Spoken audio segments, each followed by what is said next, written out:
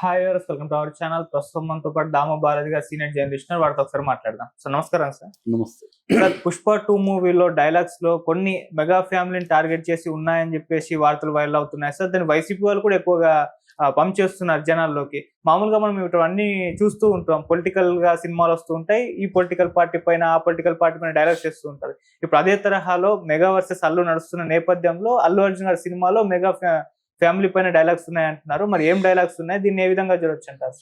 మామూలుగా మనకి రాజకీయాలకి సినిమాలకి సౌత్లో ముఖ్యంగా అవినాభావ సంబంధం ఉంటుంది. తమిళనాడులో కానీ ఇటు ముఖ్యంగా తమిళనాడు సౌత్లో కూడా, కర్ణాటకలో కొద్దిగా తక్కువే అని చెప్పాలి, ఉన్నారు. కానీ శివరాజ్ కుమార్ ఫ్యామిలీ రాజ్ కుమార్ ఫ్యామిలీ రాజకీయాల్లోకి పెద్దగా రాలేదు. ఇక్కడైతే తమిళనాడులో కానీ ఆంధ్రప్రదేశ్లో కానీ రాజకీయాలకి సినిమా రంగానికి విపరీతమైన సంబంధం ఉంది. కాబట్టి సినిమాలో పాలిటిక్స్ అనేవి మామూలుగా సినిమాలో పాలిటిక్స్ అనేవి ఉంటాయి, అయితే అది సటిల్గా ఉంటాయి. కానీ ఇక్కడ లౌడ్ అండ్ క్లియర్గా ఉండడం ఇదైంది. ఈ మధ్యకాలంలో మనకి పొలిటికల్ సినిమాలు అనేవి కూడా ఎక్కువైనాయి. ఇటు ఆర్జీవి లాంటి వాళ్ళు వైసీపీకి అనుకూలంగా చంద్రబాబుకి వ్యతిరేకంగా సినిమాలు తీయడం, దానికి అంతకుముందు అయితే చంద్రబాబు వాళ్ళు పట్టించుకోలేదు, కానీ ఈసారి మాత్రం వాళ్ళు కూడా వదిలిపెట్టలేదు. ఇటు వివేక్ అనే సినిమా తీశారు, అటు రాజధాని ఫైల్స్ అనే సినిమా తీశారు, తర్వాత రకరకాల సినిమాల్లో జగన్ మీద డైలాగులు పెట్టించారు, అలాగే చేశారు. చివరికి పవన్ కళ్యాణ్ సినిమాలో కూడా పొలిటికల్ డైలాగులు పెట్టడం, దాన్ని ట్రైలర్లలో వదలడం, చివరికి ఆయన సింబల్ గ్లాస్ని ప్రతి చోట వాడడం, ఇవన్నీ కూడా చేశారు. ఈ కాంటెక్స్లో ఇప్పుడు పుష్ప 2లో మెగా ఫ్యామిలీ మీద సెటైర్లు ఉన్నాయి, మెగా ఫ్యామిలీ మీద డైలాగులు ఉన్నాయి అనేది ఒక్కసారిగా గుప్పమంది. ఎందుకంటే ఇప్పుడు అల్లు అర్జున్ని వైసీపీ వాళ్ళు ఓన్ చేసుకున్నారు.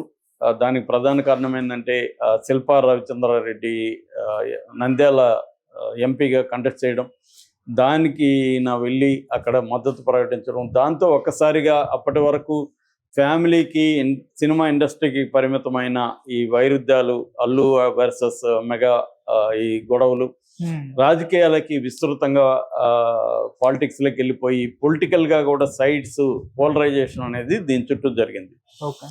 సో వైసీపీ ఏమో అల్లు అర్జున్ వైపు, అల్లు అర్జున్కి యాంటీగా తెలుగుదేశం, జనసేన, వీళ్ళిద్దరు. బీజేపీ పెద్దగా ఏం దీనిలో రంగంలోకి రాలేదు. జనసేన అండ్ తెలుగుదేశం వాళ్ళు అల్లు అర్జున్ యాంటీ స్టాండ్ని గట్టిగా తీసుకున్నారు. ఈ క్రమంలో పుష్ప మీద కూడా వాళ్ళు నెగటివిటీ బిగినింగ్ నుంచి, ట్రైలర్లు బాగాలేదు, అవి బాగాలేదని. నిజానికి పుష్ప ట్రైలర్ కానీ అన్నీ కూడా పర్ఫెక్ట్గా బాగున్నాయి, కానీ దాన్ని ఏదో ఒకటి నెగిటివ్ చేస్తున్నారు. చివరికి దాన్ని ఆపేయాలని కూడా చలమల శెట్టి, రమేష్ బాబు లాంటి వాళ్ళు పిలిపివ్వడం, దాని తర్వాత నాగబాబు ఇంటర్ఫియరెన్స్తో విరమించుకోవడం, ఇవన్నీ చూసాం. ఈ క్రమంలో పుష్పలో ఇప్పుడు డైలాగుల్ని విపరీతంగా YCP and Allu Arjun fans viral చేస్తున్నారు. అది మెగా ఫ్యామిలీని ఉద్దేశించే. నిజంగా ప్లాన్డ్గా అల్లు అర్జున్ చేశాడా లేదో ఆ కాంటెక్స్లో కరెక్ట్గా ఉన్నాయని పెట్టారో తెలియదు. అదేంటంటే ఒక్క డైలాగ్ అయితే విపరీతంగా పాపులర్ అవుతుంది. అదేంటంటే ఎవడరా బాస్, ఎవడికరా బాస్, నేనే వాడికి, వాళ్ళ కొడుక్కి, వాళ్ళ తమ్ముడికి బాస్ అన్న డైలాగ్ విపరీతంగా వైరల్ అవుతుంది. దాన్ని విపరీతంగా చేస్తున్నారు. అక్కడ కాంటెక్స్లో అది కరెక్ట్గా అనిపిస్తుంది మనకి సినిమాలో చూసినప్పుడు. కానీ మామూలుగా పెట్టాలనుకుంటే కాంటెక్స్ట్ కూడా క్రియేట్ చేసుకొని వాళ్ళు పెడతారు. ఒక డైలాగు ఇట్లా పెట్టాలంటే దానికి కాంటెక్స్ట్ క్రియేట్ చేసుకోవడం పెద్ద విషయం కాదు. మామూలుగా మనకి త్రివిక్రమ్ శ్రీనివాస్ ఇవే చేస్తుంటాడు. ఒక జోక్ పట్టుకొని జోక్కు ఒక సీన్ క్రియేట్ చేస్తాడు. జోక్ కోసమే ఆయన ఒక సీన్ కానీ ఒక సీక్వెన్స్ కానీ క్రియేట్ చేస్తాడు. సో అది అందరు రైటర్లు చేసే పని. అంటే మనకు ఒక కాన్సెప్ట్ చెప్పాలంటే దానికి తగిన సీక్వెన్స్ని బిల్డప్ చేయడం, దానికి లింకులు పెట్టుకోవడం, ఇవన్నీ స్క్రీన్ ప్లే టెక్నిక్స్లో పార్ట్. అది అలాగా ఒక ప్లాన్డ్గా అల్లు అర్జున్ చేశాడా లేదా తెలియదు, కానీ డైలాగ్ అయితే కరెక్ట్గా సింక్ అయింది. ఎవడరా బాస్, ఎవడికిరా బాస్. మామూలుగా చిరంజీవిని బాస్ అంటుంటారు, సో చిరంజీవి కూడా నీకు బాస్ అని. రెండోది చలమల శెట్టి శ్రీనివాస్, రమేష్ బాబు కూడా నిన్నేమని ప్రకటించాడు, అల్లు అర్జున్ నువ్వు ఘోరమైన తప్పులు చేసావు, నువ్వు మెగాస్టార్ చిరంజీవిది, నాగబాబు, పవన్ కళ్యాణ్ వీళ్ళ కాళ్ళు పట్టుకో, కాళ్ళు కడిగి ఆ నీళ్లు నేను ఎత్తుని జల్లుకో అన్నాడు. అది ఎక్స్ట్రీమ్ స్టేట్మెంట్. ఎందుకు జల్లాలి? విభేదాలు ఉన్నాయి. విభేదాలు ఉంటే వాళ్ళ కాళ్ళు ఎందుకు పట్టుకోవాలి అల్లు అర్జున్? సో ఇది ఎక్స్ట్రీమ్ స్టేట్మెంట్. దాన్ని పవన్ కళ్యాణ్ కానీ నాగబాబు కానీ ఖండించలేదు, అతను మందలించలేదు. అంటే క్లియర్గా ఏంటి, వీళ్ళు కూడా ఏదో ఒక రకంగా ఎంకరేజ్ చేస్తున్నట్టే కదా. అతన్ని వెనక్కి తీసుకున్నానని అన్నాడు తప్ప వ్యాఖ్యలు అయితే చెప్పేసి అతనికి ఏం పనిష్మెంట్ ఏమి ఇవ్వలేదు కదా. వీళ్ళు ఇలా మాట్లాడిన దానికి అతనికి ఏదో పనిష్ చేస్తున్నామనో వీళ్ళు స్టేట్మెంట్లు ఇవ్వలేదు. అతని దగ్గర నేను వెనక్కి తీసుకుంటున్నాను అన్నాడు. అది కూడా అతను ఏమన్నా నాగబాబు చెప్పాడు కాబట్టి వెనక్కి తీసుకుంటున్నాడు. అంటే క్లియర్గా ఏంటంటే వాళ్ళు ఒక రకమైన ఒకటి పవన్ కళ్యాణ్కి నెగిటివ్ అవుతుందని, రెండు game changer Ram Charan cinema ఉంది కాబట్టి దానికి ఇబ్బంది అవుతుందని కాంటెక్స్లో వాళ్ళు విరమించుకున్నారు తప్ప అల్లు అర్జున్ మీద నుంచి విరమించుకోవాలని లేదు. ఎందుకంటే మొన్నటికి మొన్న కూడా నాగబాబు వివేకానంద స్వామి కొటేషన్ పెట్టి నువ్వు రాంగ్ రూట్లో ముందుకెళ్తున్నావు, వెనక్కి వచ్చేయి, నువ్వు ఎక్కడ ఉండాలో అక్కడే ఉండు అని బెదిరించినట్టుగా ఉంది. నిజానికి ఇవాళ ఏంటంటే Allu Arjun point of view నుంచి చూస్తే అల్లు అర్జున్ మెగా క్యాంప్ నుంచి, మెగా నీడ నుంచి ఒక ఇండిపెండెంట్ హీరోగా ఎదగాలనేది అల్లు అర్జున్కు ఉన్న ప్లాన్. అది అల్లు అర్జున్ పాయింట్ ఆఫ్ వ్యూలో చూసినప్పుడు కరెక్ట్. ఎవరైనా కూడా ఒక నీడలో ఉంటే వాళ్ళు పైకి రాలేరు, ఎప్పటికీ నీడలోనే ఉండిపోవాలి. అల్లు అర్జున్కి అది వద్దనుకున్నాడు. అతని గ్రోత్ చూస్తే మనకి ఫినామినల్ గ్రోత్.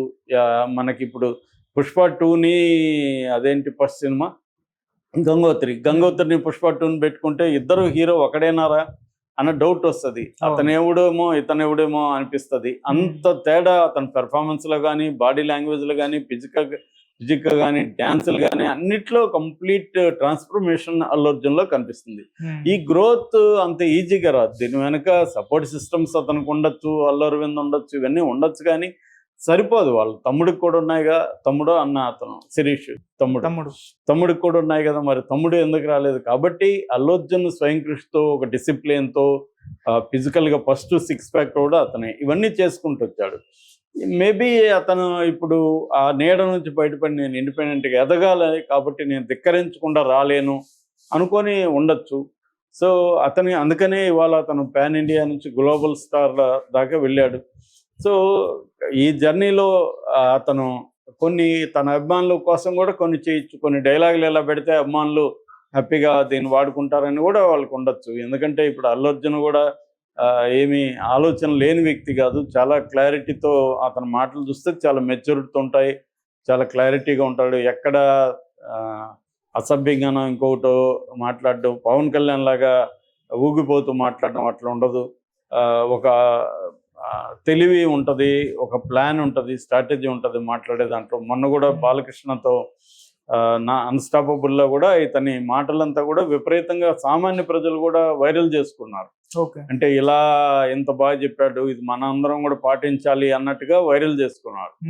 అంటే మనం ఎట్లా ఒక సమస్యను ఎట్లా అర్థం చేసుకోవాలి, వ్యక్తులతో ఎలా ఉండాలి, అవన్నీ అల్లు అర్జున్ చెప్పింది చాలా మందికి కనెక్ట్ అయింది.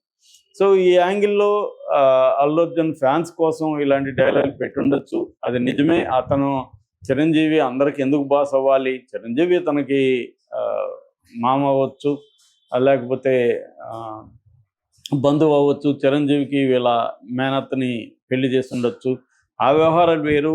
హీరో వచ్చేసరికి ప్రొఫెషనల్గా తాను ఎదగాలనుకుంటే చిరంజీవి నేలలో నుంచి బయటకు వచ్చి అల్లు అర్జున్కి వస్తాడు. లేకపోతే ఏముందంటే చిరంజీవి కాంపౌండ్లో ఒక డజన్ ఉన్నారు, 12 మంది ఏమో.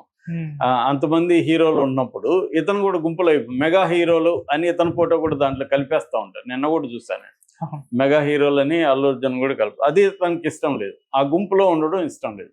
ఆ గుంపులో నుంచి బయట వస్తే తను అవ్వాలి. ఎందుకంటే ఇప్పుడు వాళ్ళ కొడుకు ఉన్నాడు, చిరంజీవి ఫస్ట్ ప్రిఫరెన్స్ కొడుకు ఉంటాడా, భార్య వాళ్ళ అన్న కొడుకుంటాడా? చిరంజీవికి ఫస్ట్ ప్రిఫరెన్స్ తన కొడుకే ఉంటాడు. కాబట్టి అల్లు అర్జున్ అనేవాడు ఖచ్చితంగా అవునన్నా కాదన్నా రామ్ చరణ్ కాంపిటీషనే. ఎందుకంటే రామ్ చరణ్కి అల్లు అర్జున్తో పోలిస్తే కొన్ని మైనస్లు కూడా ఉన్నాయి. అల్లు అర్జున్కి దానివల్ల ఎఫెక్ట్ అయ్యే అవకాశం ఉంది. అందువల్ల అల్లు అర్జున్ తను ఒక ఇండిపెండెంట్ స్టార్ హీరోగా ఎదగాలనుకున్నప్పుడు ఇటువంటివి కామనే. అల్లు అర్జున్ కూడా తెలుసు, దీనంతా అధిగమించే మనం వెళ్ళాలని అతను కూడా డిసైడ్ అయ్యాడు. దానివల్ల ఈ డైలాగులు ఇవన్నీ కూడా పెట్టుండే అవకాశం అయితే ఉంది. Okay sir, thank you so much.